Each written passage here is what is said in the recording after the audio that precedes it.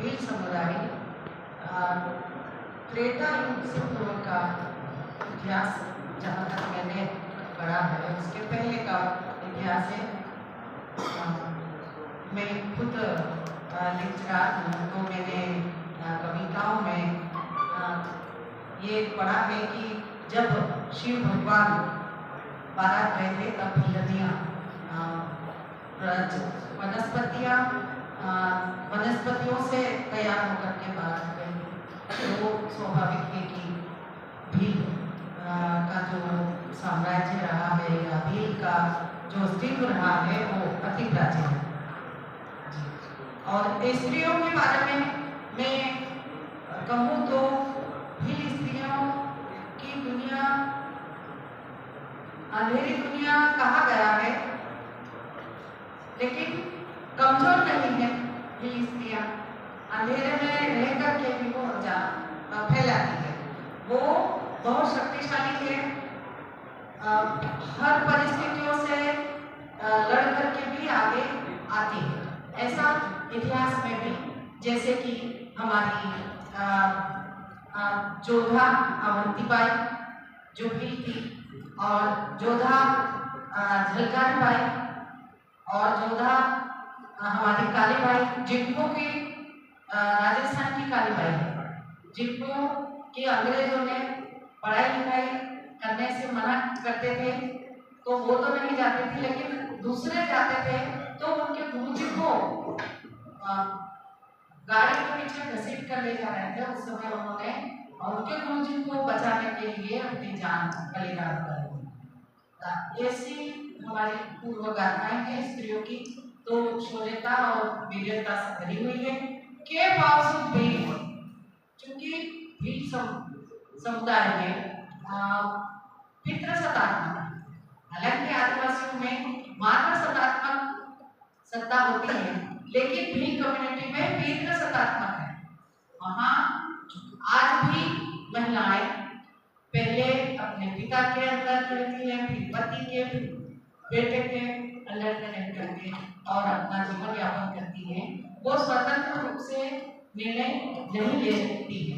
पर हम ये भी नहीं कहेंगे कि भील पुरुष प्रधान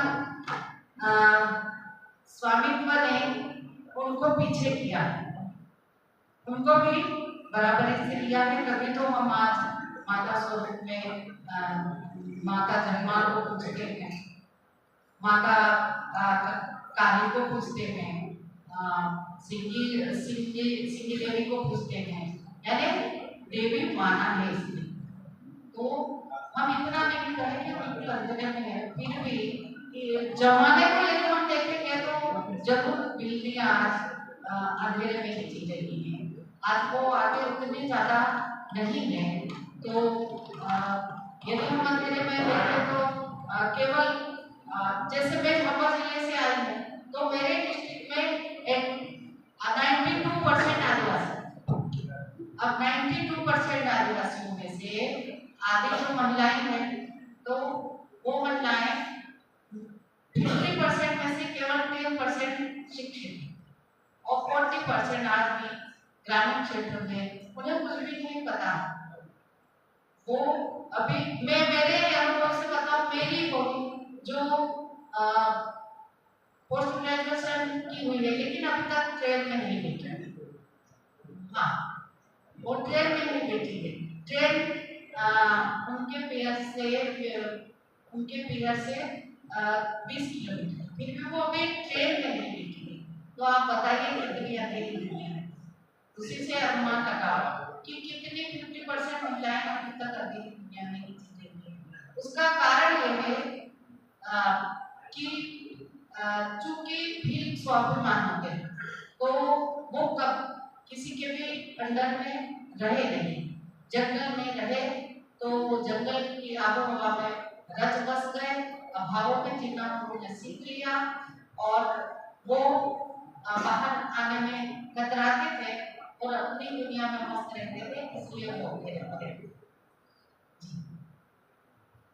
तो मैडम പറയുന്നത് ഭീൽ ജനിച്ച ആദ്യം ചരിത്രം നോക്കുകയാണെന്ന് വെച്ചാൽ മാഡത്തിന്റെ ഒരു വായനയില് മാഡം പഠിച്ചതനുസരിച്ചിട്ട് ത്രേതായുഗത്തിന്റെ അത്രയും സമയം വരെ പുറകോട്ട് കൊണ്ടുപോകാമെന്നാണ് പറയുന്നത്. പിന്നെ നമ്മുടെ ഇന്നത്തെ വിഷയം തന്നിരിക്കുന്നത് ജാതിയിലുള്ള സ്ത്രീയുടെ ഒരു ഇരുൾ ജീവിതം, ഒരു സ്ത്രീ എന്ന നിലയിൽ മാഡം ജീവിച്ച ഒരു ഇരുൾ ജീവിതം എന്നാണ്. പക്ഷേ ആ ഇരുൾ ജീവിതത്തെ അതേപോലെ അടയാളപ്പെടുത്തുന്നില്ല. മാഡം പറയുന്നത് അത്രയും ഇരുൾ ജീവിതമല്ല. കുറേ സ്ത്രീകൾ തന്നെ ഒരുപാട് പേര് മുന്നോട്ട് വന്നിട്ടുണ്ട്. അതുകൊണ്ട് തന്നെയാണല്ലോ എനിക്ക് ഇവിടെ വരെ എത്താൻ കഴിഞ്ഞത്, ഞാനിവിടെ ഇരിക്കുന്നത് എന്നാണ് പറയുന്നത്.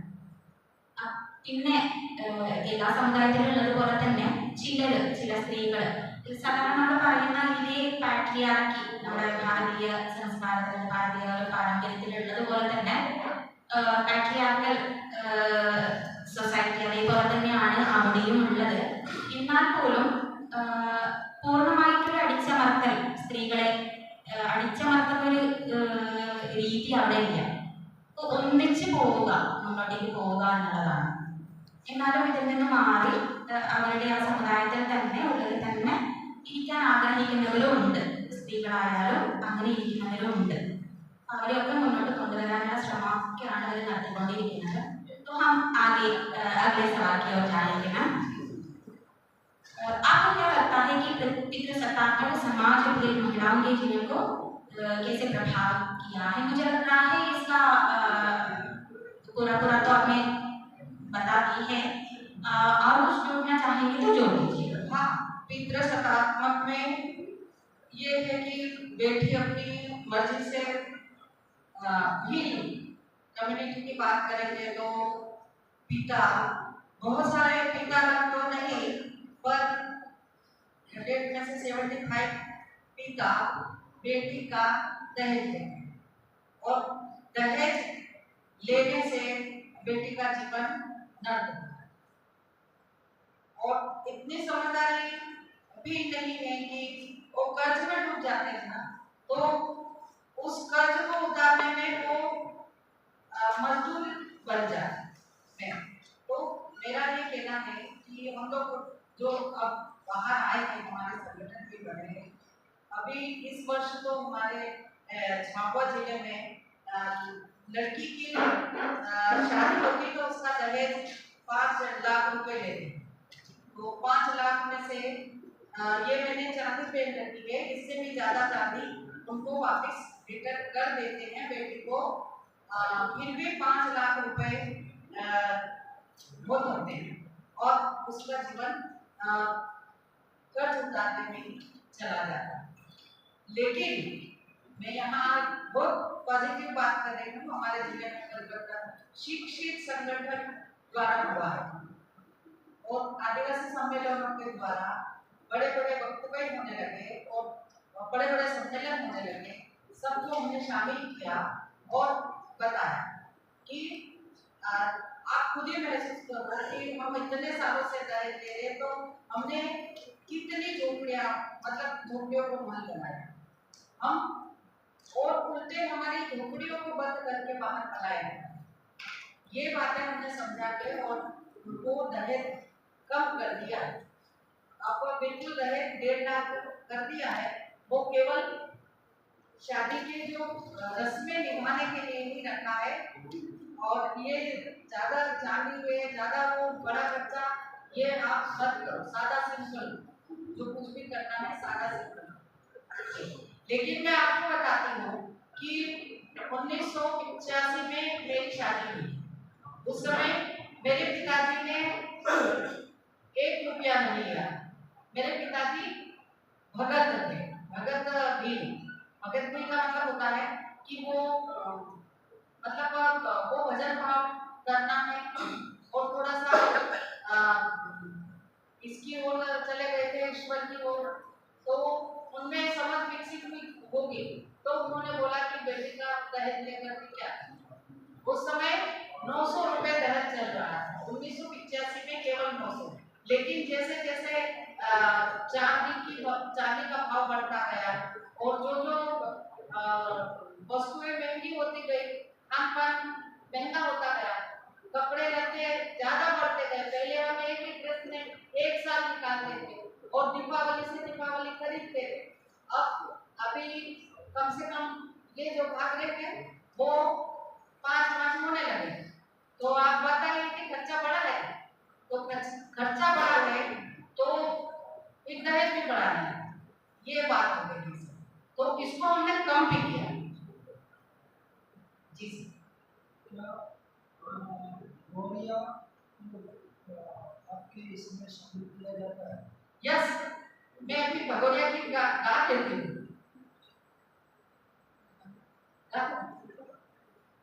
जी गाइए गाइए।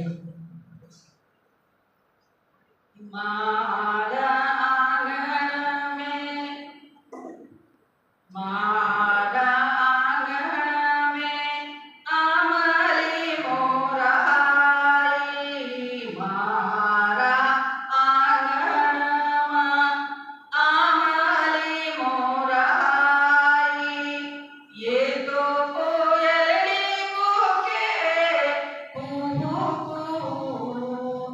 आमली मोराई मारा आंगन मारा आंगन आमली मोराई, मारा आंगन आमली मोराई, ये तो कोयलड़ी कूके आमली मोराई मारा आंगन भगोयु भरायु सबवा हाटुमा, भगोयु भरायु सबवा हाटुमा, सेलयो आवियो गामरनु मरमा, सेलिया आया गरिया कामठी लई, ईतो कुराटी करे होई तो बपकारी करे ओ गामरनु मरमा, मारा सबवा भगोयु भरायु, मारा सबवा भगोयु भरायु, समाधलो वागे सबवा हाटुमा, माधलो वागे सबवा हाटुमा, थाली वागे सबवा हाटुमा, ईतो नासे कूदे, ईतो नासे कूदे, ईतो किलोल करे मारा हाटुमा, ईतो खुशियो मनावे भगोरिया हाटुमा, राजा बुआ भगोयु भरायु, राजा बुआ भगोयु भरायु, ये तो कोयलड़ी कूके भगोयु भरायु सबवा हाटुमा। जय जवाहर। बहुत बहुत धन्यवाद मैम। और इन्होंने दूसरे प्रश्न के लिए जो उत्तर दिया है उसे तो मलयालम में बोलना चाहिए मुझे। मैडम ഇത് പാട്രിയാർക്കൽ സൊസൈറ്റിയിലെ ഭാഗത്തിന് ക്വസ്റ്റ്യന് ആൻസർ പറഞ്ഞിരിക്കുന്നത് വിവാഹവുമായിട്ട് ബന്ധിപ്പിച്ചിട്ടാണ്. ഒരു കല്യാണത്തിന് എങ്ങനെയാണ് സ്ത്രീധനം ഉണ്ടായിരുന്നത്, മുന്നേ എങ്ങനെയാണ് ഉണ്ടായിരുന്നത്, ഇപ്പോഴത് ഈ തരത്തിലോട്ട് മാറിയിട്ടുണ്ട് എന്നുള്ളതാണ്. മാം ഇട്ടിരിക്കുന്ന ആഭരണങ്ങൾ നമുക്കറിയാം, നമ്മൾ പലതും കേട്ടിട്ടുണ്ട്. നോർത്ത് ഇന്ത്യയിൽ ഈ സൗത്ത് ഇന്ത്യയിലുള്ളതുപോലെ സ്വർണ്ണമല്ല സ്ത്രീധനമായിട്ട് കൊടുക്കുന്നത്, വെള്ളിയാണ്, വെള്ളി ആഭരണങ്ങളാണ്.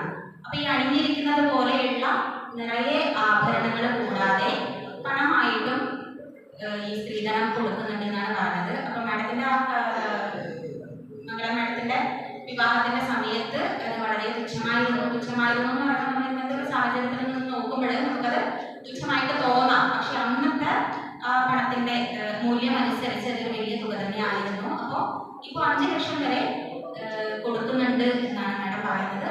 പക്ഷെ അത് കുറച്ച് കൊണ്ടുവരുന്നുണ്ട്. ആ ജനജാതിയിൽ തന്നെ ഉള്ളവരെ വിവാഹം കഴിക്കുന്ന സമയത്ത് ഈ കൊടുക്കുന്ന സ്ത്രീധനം എന്തായാലും ഒരു വീട്ടിലേക്കാണല്ലോ പോകുന്നത്. അതുകൂടി മാഡം സൂചിപ്പിക്കേണ്ടതായിട്ട്. അപ്പൊ ആ വീട്ടിൽ ഒരു ഉന്നതി ഉണ്ടാവുന്നുണ്ട്. ആ ചെറിയ കുടിലുകൾ വീടുകളായി മക്കാനായി മാറുന്നുണ്ട് എന്നോട് പറഞ്ഞിട്ടുണ്ട്. അതിലായിരിക്കണം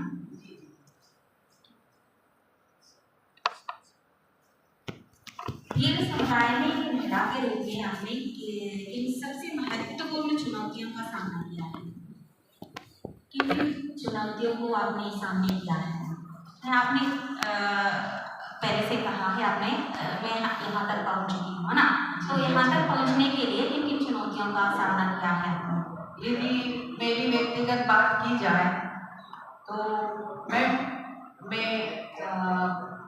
6 महीने की थी तब मेरी माँ ये अपना लिपने की जो मिट्टी होती है वो मिट्टी लेने गई थी, उस मिट्टी में दब गई।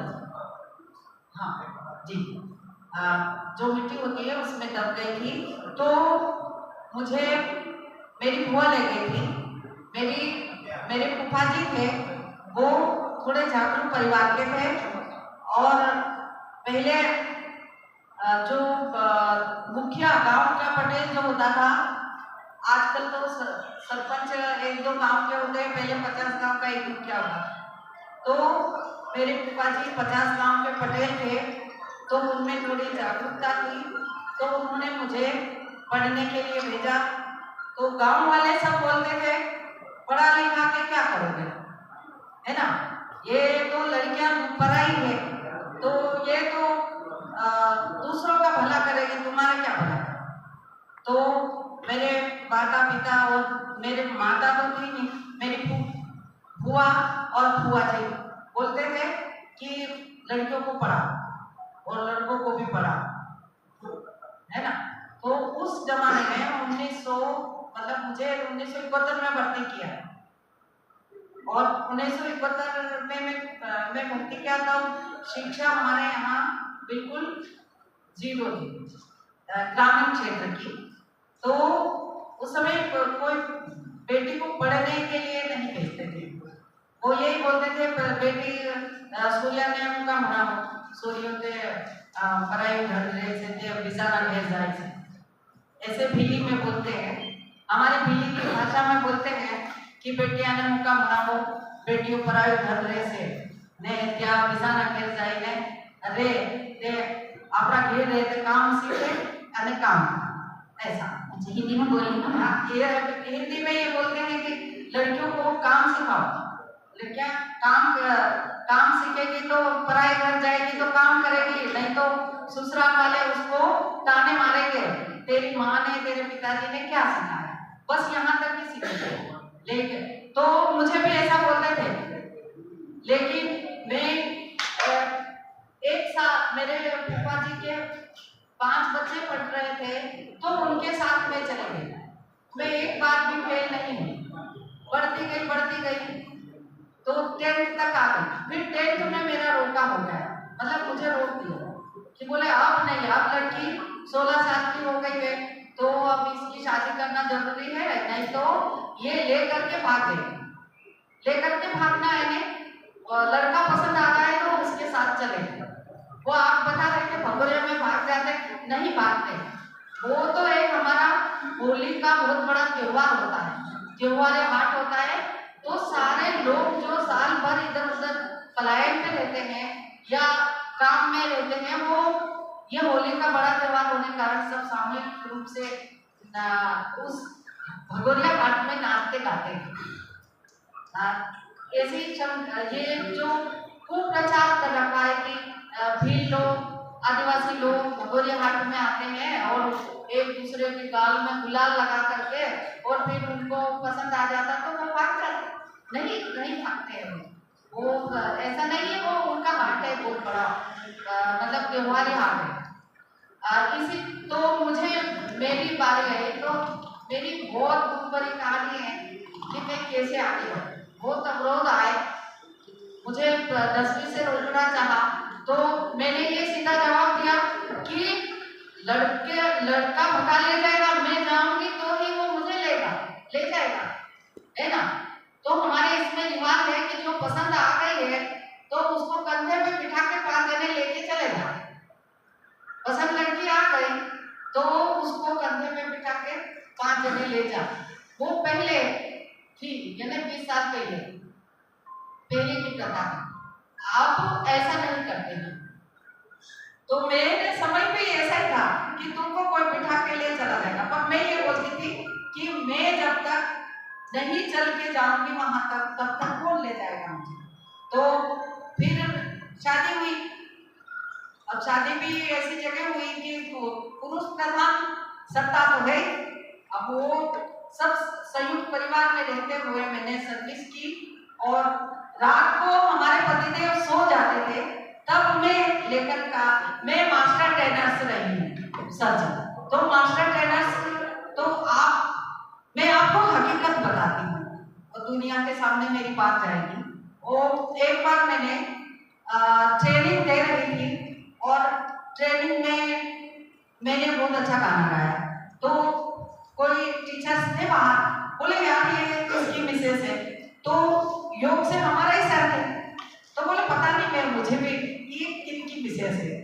तो घर आकर के बोले कल से ट्रेनिंग देना मना है। क्यों? तो बोले कि नहीं, तुमको ट्रेनिंग नहीं देना है, तुम गाना वाना गाती हो, ये करती हो, तो जाना नहीं। तो मैंने कहा कि ये तो मेरी रोजी है, शिक्षा है, और एक्टिविटी के आधार पर यदि हमें शिक्षा देना है तो मुझे तो नाचना पड़ेगा, तो भी नाचूंगी। तो आप बात न माने, सर के हाथ में रेडियो था, टीवी का जमाना नहीं था, 95 की बात होगी। तो उस समय 94-95 में वो रेडियो था, उस रेडियो को 1 2 3 बार मारा, ये दांत तोड़ दिया, अभी तक दांत टूटा हुआ है। आप मेरे अनुभव बता रहे हो तो मैं बता रही हूँ। तो इस तरह से मुझे रोका। तो मैंने सोचा कि पतिदेव सो जाए, उसके बाद अपन अपना लेसन प्लान तैयार करें और टूल्स तैयार करें। तो हमारे पतिदेव सो जाते थे, उसके बाद मैं टूल्स तैयार करती थी और लेसन प्लान बनाती थी और दूसरे दिन मास्टर ट्रेनर्स का काम करती थी। उसके बाद मतलब कोई अच्छा काम करने जाओ तो कांटे की बागड़ देती थी, तो बागड़ के बाहर सोना, लेट क्यों हो गए, बागड़ के बाहर सोना। ये इस प्रकार के बहुत सारा प्रताड़ना हुई है, फिर भी लगन था और प्रतिभा थी। तो मुझे मेरे पयोधी साहब जो ट्राइबल इंस्टीट्यूट ऑफ भोपाल के अनुसंधान अधिकारी सर थे, उन्होंने एक बार झाबुआ जिले का दौरा किया और मुझे पहचाना, और कोई मुझे हाँ लक्ष्मी नारायण जी पयोधी, उन्होंने मुझे आगे लाए कि बोले कि नहीं आपको मतलब इस कार्य के लिए हकीकत आपको बताऊं कि शब्दकोश तैयार कर रहे हैं भीली भाषा का। तो प्रोफेसर जगदीश शर्मा जी, आप जब उनको जान रहे हो तो उनको भी मैसूर वाले है ना, उन्होंने हमारे साथ बैठ करके और शब्दकोश तैयार किए और हमने भीली व्याकरण बनाए। तो उस समय उन्होंने मुझे बाहर निकाला, बोले कि आप बहुत मतलब आप अपने आप को नहीं पहचानते, आपके पास क्या है, हमको सब दे दो आप।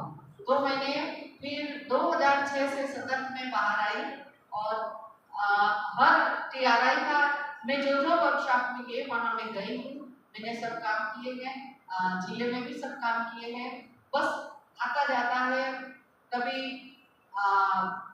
जो भी प्रताड़ना मिले उसको सहते हुए आगे बढ़े। मैं हार नहीं मानी, मैंने कहा कि ये फिर मेरे पिताजी ने भी बोला था कि देखो बेटा, हरामी एक दिन हारता है और जो मतलब जो प्रबल होता है वो प्रबल होता है, वो आगे बढ़ता है। तो तुम कभी मत हारना, आगे ही बढ़ती रहना। इस तरह से हमारे पापा ने हमको बोला था, तो मैं आगे बढ़ी और आज मैं देश नेशनल स्तर तक के प्रोग्राम में तो विदेश तो नहीं गई, झूठ क्यों बोलना, पर मैं नेशनल में अपना जरूर जाएंगे। भेल समुदाय के लिए समर्पित हूँ। जी सर।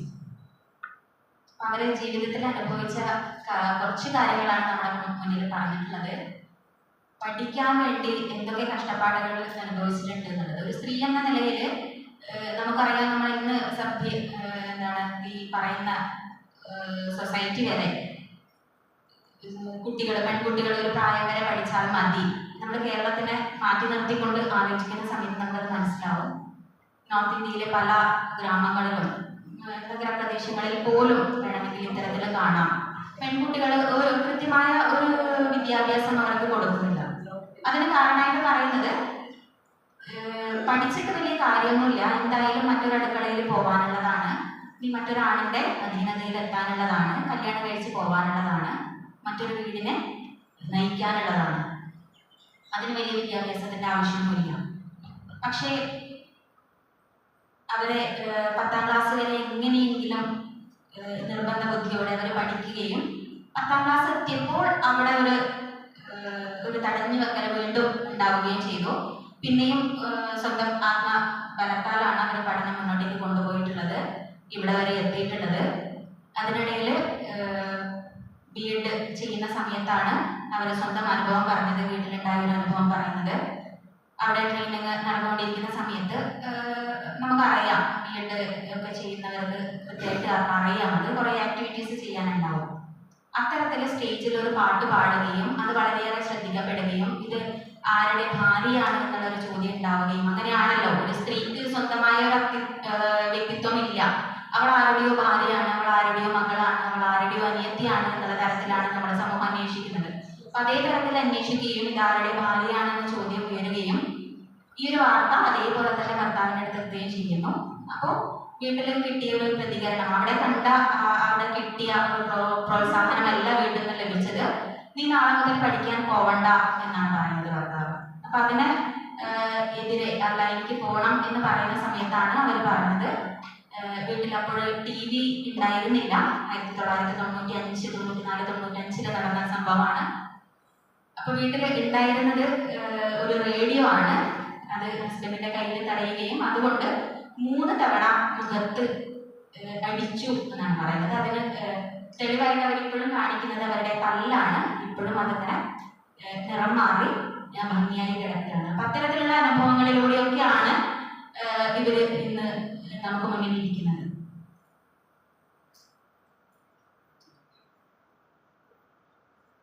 तो ये मेरा प्रश्न ही था, आपने घरेलू हिंसा या शोषण के किसी भी रूप को देखा या अनुभव किया है? तो आपका अनुभव आपने अभी तो बताया है। और पारंपरिक प्रथाएं और रीति रिवाज भील महिलाओं के जीवन को कैसे प्रभावित करते हैं, यही हम जानना चाहेंगे। भील परंपराएं, प्रथाएं और रीति रिवाज, जी जी जी अभी जो आपकी जो संस्कृति है ना, आपके समुदाय की जो संस्कृति है, इससे जुड़कर रहने से क्या महिलाएं कुछ पीछे हाँ या पीछे जा रही है या आगे बढ़ रही है? देखो, रीति रिवाज, परंपराएं और प्रथाएं, ये आदिवासी समाज की अच्छी प्रथाएं भी हैं, अच्छे रीति रिवाज भी हैं, अच्छी परंपराएं हैं। इनको हमको आगे तक ले जाना है।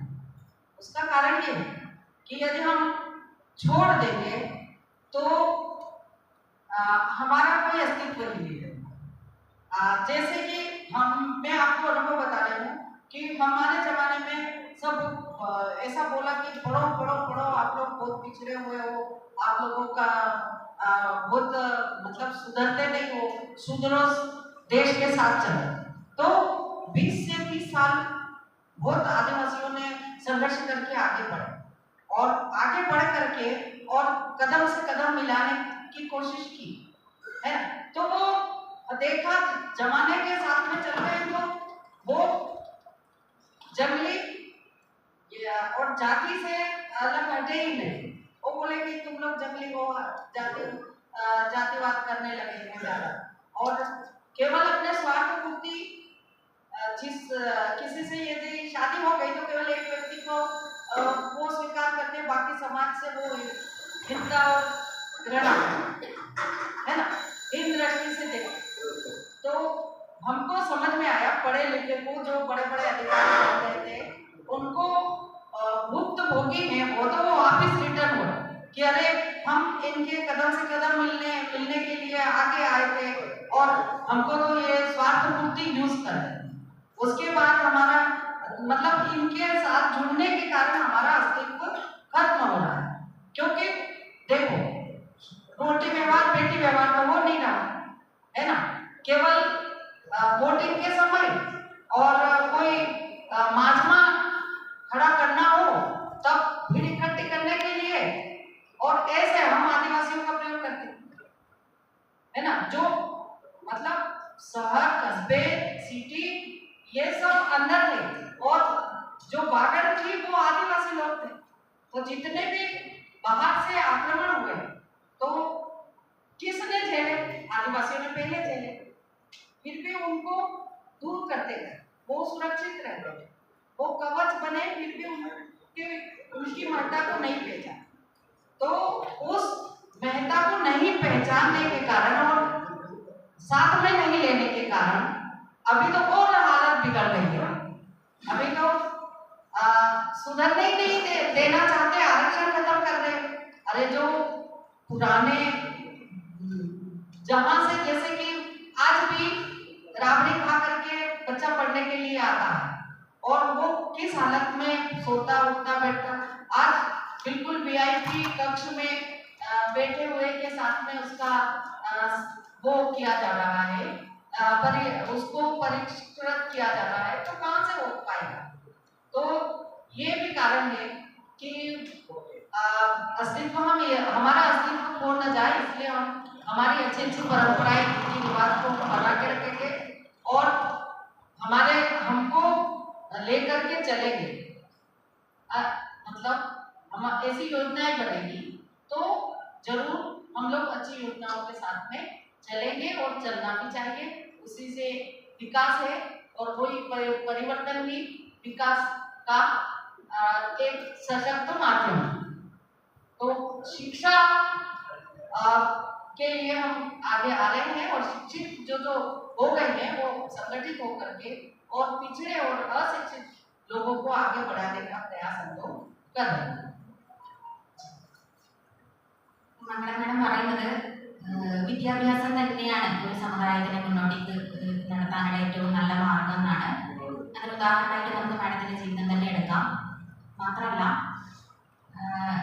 നമ്മൾ ഈ ഒരു പൊതു സമൂഹം എന്ന് പറയുന്നത് എപ്പോഴും ആദിവാസി സമുദായത്തിനെ അകറ്റി നിർത്തിയിട്ടേ ഉള്ളൂ എന്നാണ് അവരനുഭവം പറയുന്നത്. ഒരുപക്ഷെ ചേർത്ത് പിടിക്കുന്നുണ്ടാവാം, അത് വോട്ടിന് വേണ്ടിയാണ് അല്ലെങ്കിൽ മറ്റേതെങ്കിലും തരത്തിൽ അവരെ ഉപയോഗപ്പെടുത്താൻ വേണ്ടി മാത്രമാണ്. അതിനപ്പുറത്തേക്ക് ഒരു ബന്ധം സ്ഥാപിക്കാൻ ഒരിക്കലും അവർ തയ്യാറാവുന്നില്ല. ഈ പൊതുസമൂഹം അതിൻ്റെ കൂട്ടത്തിൽ കൂട്ടാൻ അവർ തയ്യാറാവുന്നില്ല. അവർ ഉപയോഗിച്ചൊരു അതിനൊരു ടേം പറഞ്ഞത് റോട്ടി വ്യവഹാർ ബേട്ടി വ്യവഹാർ എന്നാണ്. ഈ റോട്ടി വ്യവഹാരം എന്ന് പറഞ്ഞാൽ ഭക്ഷണം, നമ്മൾ ഒന്നിച്ച് ഭക്ഷണം കഴിക്കുക എന്നുള്ളതാണ് ഒരു സമുദായമായി അംഗീകരിക്കുക, അല്ലെങ്കിൽ ഒരു സമൂഹമായി അംഗീകരിക്കുക എന്നുള്ളതിനെ നമ്മൾ ഉദാഹരണമായിട്ട് കാണിക്കുന്നത്. എല്ലാവരും ഒന്നിച്ച് ഭക്ഷണം കഴിക്കുക, പക്ഷെ ആ കഴിക്കേണ്ട സമയത്ത് ഒരു സമുദായത്തിനെ, ഒരു ജനജാതിയെ അവർ മാറ്റി നിർത്തുന്നു, ആ ഒരു സമൂഹം മാറ്റി നിർത്തുന്നു എന്നുണ്ടെങ്കിൽ ഒരിക്കലും ഇതെല്ലാം ചേർന്നൊരു സമൂഹമായി മാറുന്നില്ല. അവർ വ്യത്യാസം തന്നെയാണ്. പൊതുസമൂഹം എന്ന് പറഞ്ഞ് നിർത്തുന്ന ഒരു ഭാഗത്ത് നിന്നും ആദിവാസികളെ എപ്പോഴും അകറ്റി നിർത്തുന്നു. അടുത്തതായി പറഞ്ഞത് ബേട്ടി വ്യവഹാരമാണ്. അത് വിവാഹബന്ധത്തെ ആയിട്ട് കണക്ട് ചെയ്തിട്ടാണ് പറഞ്ഞിട്ടുള്ളത്. അപ്പോൾ വിവാഹം ഒരിക്കലും ഇത്തരത്തിലുള്ള ഒരു ജനജാതിയിൽ നിന്ന്, ഒരു സമുദായത്തിൽ നിന്ന് വിവാഹം കഴിക്കാൻ മറ്റുള്ളവർ തയ്യാറാകുന്നില്ല. ഇനി തയ്യാറായാലും, അവരോട് ഞാൻ കുറച്ചുകൂടി സംസാരിച്ചിരുന്നു, ഇനി തയ്യാറായാലും ചെയ്യുന്നത് ആ ഒരൊറ്റ പേഴ്സൺ, ആ ഒരൊറ്റ വ്യക്തിയെ മാത്രമാണ് സ്വന്തം ജാതിയിലേക്ക് അല്ലെങ്കിൽ സ്വന്തം സമുദായത്തിലേക്ക് സ്വീകരിക്കുന്നത്. ഇത് കല്യാണം കഴിച്ചേക്കാം, പക്ഷെ എന്നാലും ആ ഒരു വ്യക്തിയെ മാത്രമാണ്. ആ ബന്ധം ഉണ്ടാവുന്നത് നമുക്കറിയാം. നമ്മളൊരു വിവാഹ ബന്ധം എന്ന് പറയുന്നത് ഒരു രണ്ട് വ്യക്തികളെ മാത്രം യോജിപ്പിക്കുന്നതല്ല, രണ്ട് കുടുംബത്തെ, രണ്ട് സമുദായത്തെ, മൊത്തം സമൂഹത്തെ പക്ഷേ അത് ആ രണ്ട് വ്യക്തികൾ മാത്രം തമ്മിലുള്ള ഒരു ബന്ധമായിട്ട് മാത്രം മാറുകയും സമുദായങ്ങൾ മുന്നേ ഉണ്ടായിരുന്നത് പോലെ തന്നെ അല്ലെ ജാതികൾ മുന്നേ ഉണ്ടായിരുന്നത് പോലെ തന്നെ അകന്നു നിൽക്കുകയും ചെയ്യുന്ന ഒരവസ്ഥ ഉണ്ട് എന്നാണ് പറയുന്നത്. അതാണ് ഈ റോട്ടി വ്യവഹാർ ബേട്ടി വ്യവഹാർ എന്നതുകൊണ്ട് ഉദ്ദേശിച്ചത്. അത് കൂടി ചേരുമ്പോൾ മാത്രമേ എന്താവുള്ളൂ, ഈ ഒരു പൊതുസമൂഹത്തിലേക്ക് ആദിവാസി ജനജാതിയിൽപ്പെട്ട വിഭാഗങ്ങൾ കൂടി ചേർന്ന ഒരു സമൂഹമായിട്ട് മാറുള്ളൂ. അങ്ങനെ ആയാൽ മാത്രമേ ഞങ്ങൾക്ക് ഇതിനോട് ചേരാൻ താല്പര്യമുള്ളൂ എന്നാണ് പറയുന്നത്. അല്ലാത്തിടത്തോളം ഞങ്ങൾ ഞങ്ങളുടെ സ്വന്തം അസ്തിത്വം അങ്ങനെ വെച്ചുകൊണ്ട് മുന്നോട്ട് പോകാനാണ് ആഗ്രഹിക്കുന്നത്. പക്ഷേ മറ്റു തരത്തിൽ അവർ മുന്നോട്ടേക്ക് വരാനുള്ള എല്ലാ ശ്രമങ്ങളും നടത്തുകയും ചെയ്യും. സ്ത്രീകളെ അടക്കം പെൺകുട്ടികളെ അടക്കം വിദ്യാഭ്യാസം നൽകിക്കൊണ്ട് നല്ല രീതിയിൽ മുന്നോട്ട് പോകാൻ അവർ ശ്രമിക്കുന്നുണ്ട് അവരുടെ സമുദായത്തിനകത്ത്. हमारा समय तो हो रहा है, एक प्रश्न के साथ मैं समाप्त करूंगी। अपने और अपनी बेटियों और आने वाली पीढ़ी के लिए क्या आशा और आकांक्षाएं आपके मन में है, खासकर लड़कियों से महिलाओं से जुड़कर? अगर ये क्या क्या आने वाले समय में आने वाले समय हाँ, अपने अपने अनुभव के जरिए आपने जो कुछ देखा आकांक्षाएं क्या है? हाँ, आकांक्षाएं क्या है? आकांक्षाएं की बात की जाए तो आने वाले समय के लिए मैं ये चाहती हूँ कि आज जो बेटी को बेचा जा रहा है या उस बेचने के बराबर हो जाता है मैडम, तो वो जो दहेज प्रथा है वो उसके सुधार में हम लगे हुए हैं और हम इस बेटी का जीवन नरक बनने की बजाय हम उसका जीवन बिल्कुल आधुनिक जो अभी चल रहा है कदम से कदम मुख्य धारा में जोड़ने की कोशिश करेंगे। इसके लिए मिलकर के काम करना पड़ेगा और बेटी को भी ये समझ में आना चाहिए कि जीवन का महत्व क्या है और जीवन में जीवन क्या है। अभी बेटी भी की बेटी जीवन क्या है कुछ नहीं समझता। जब तक वो पिता के पास में रहती है तो उसको और भी थोड़ी छूट में रहती है, लेकिन जब शादी हो जाती है तो उसका जीवन ही मतलब नर्क की तरह ही होता है, मैंने तो देखा है। और अपवाद स्वरूप 8 से 10 लड़कियां 100 में से यदि सुखी है तो उसको सुख नहीं बोल सकते। हमको 90% में सुधार लाना है और हम लोगों का ही जो 3 वर्ग में बढ़ गए हैं, एक उच्च शिक्षित, एक मध्यम शिक्षित और एक जो वर्ग हमारा पीछे छूट गया है।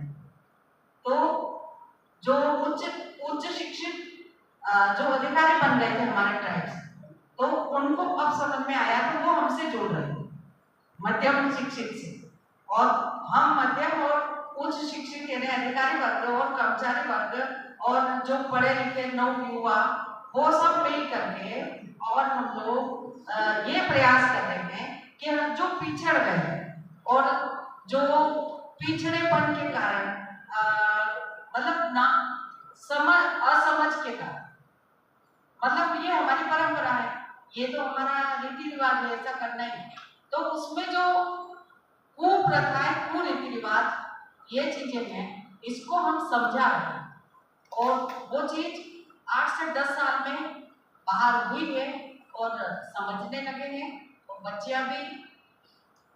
वैसे देखा जाए तो आज की स्थिति में बेटियों की और महिलाओं की एक खोखले पेट की तरह स्थिति है, बाहर से सजी सब्जी है लेकिन अंदर से तो वो खोखली है, भाव मर गए। उसका कारण ये है कि बाहरी जो दुर्व्यवहार है, और दुर्व्यवहार क्यों होते हैं? दुर्व्यवहार इसीलिए होते हैं कि वो यदि वो ज्यादा पढ़े लिखे के बीच में जाएगी तो वो पहले से ऐसी जाएगी जिस पोजीशन में रहती है परिवेश में, वो उस परिवेश के अनुसार जाएगी तो लोग बाग उसको ऐसे देखेंगे। तो वो उस भाव को, अपने भावों को व्यक्त करने में संकोच करते हैं। तो मेरा एक टीचर्स और एक काउंसलर होने के नाते मैं सबसे पहले मैंने देखा हमें कमजोरी है तो संकोच है। दुख सहन करने में हम लोग बहुत सारा दुख सहन कर लेते हैं लेकिन बोल नहीं पाते। तो मैं जहाँ भी खड़ी रहती हूँ, जो भी मैं 11वीं से 12वीं की लड़कियों को पढ़ाती हूँ, तो एक्टिविटी की पार्ट लेसन प्लान ही ऐसे बनाती हूँ कि ज्यादा से ज्यादा मंच पर आकर के वो लोग बोले। तो ये बोलना सीख जाएगा तो वो अंदर से अपने भाव बताएंगे तो सामने वाले के भाव जाकर होंगे। तो जब भाव से भाव मिलेंगे तो ही दुनिया अच्छी होगी। रोमांच क्या होता है इस चीज को तो बिल्कुल किया जानती, बस नाच गा लेना ये केवल रोमांच नहीं है, ये केवल जीवन नहीं है। जीवन का आनंद और भी क्या है। इसके लिए हमारे जो सरकारी जैसे TRI जैसे इन लोगों को भी ग्रामीण क्षेत्र में आकर के बड़े बड़े प्रोग्राम करवाना चाहिए और उनको समझाना भी चाहिए और आगे लाने के लिए उनको प्रयास करना चाहिए। ये मेरा बेटियों के लिए है।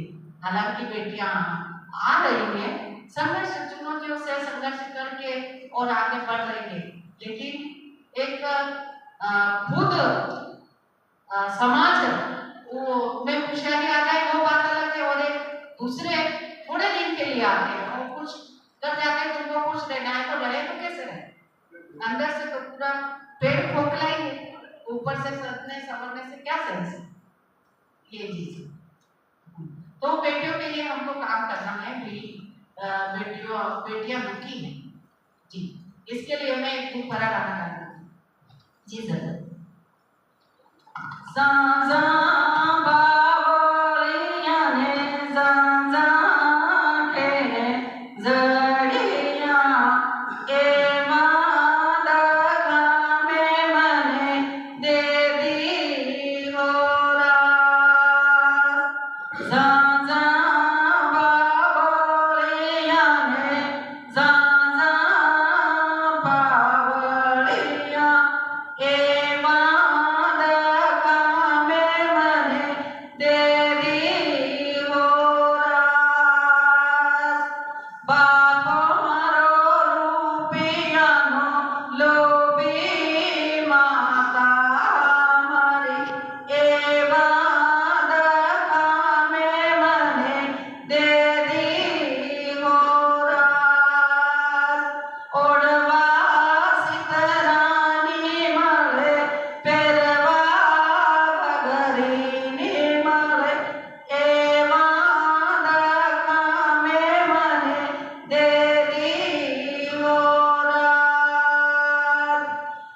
खुड़ करवा बुकड़ी मले फिर करवा बुकड़ी मले ए मादगा में मने दे दी हो। इसका हिंदी है, बहुत घने बबूल हैं और बहुत घने कुबबूल हैं। बबूल और कुबबूल, बबूल में सफेद सीधे सीधे कांटे होते हैं और कुबबूल बंजर भूमि में होते हैं। तो घने बबूल और घने कुबबूल वाली जमीन वाले घर में मुझे आपने ब्याह दी है, शादी कर दी है, और ओढ़ने के लिए कपड़ा नहीं है, पहनने के लिए घाघरा नहीं है, और खाने के लिए बर्तन नहीं है, और खुड़ ऐसे करते ना मुर्गी को, और तो मुर्गी तक नहीं है, और थिर करते हैं ना बकरी को, तो थीर करने के लिए बकरी नहीं है। ऐसे घर में मुझे ब्याह दी है तो मैं साल भर पलायन पे रहती हूँ और मजदूरी करती हूँ। मेरी माँ और मेरे पिता आप पैसे के लोभी हो, ऐसी बच्ची अभी अपने भाव अभिव्यक्ति करती है, अपने भाव व्यक्त करती है गीत के माध्यम से। हालांकि ये गीत बहुत पुराना है, जब मैं ही छोटी थी, मैं अभी मतलब 50 साल पुराना भी गीत होगा तो उसके पहले की पीढ़ी भी यही गीत गाती होगी। तो बहुत समय से बेटियां दुख भरे गीत गाती है क्योंकि वो दुखी है। तो अभी बेटियों को आगे और करने के लिए हम लोगों का ही प्रयास जरूरी है। जी। अब अभी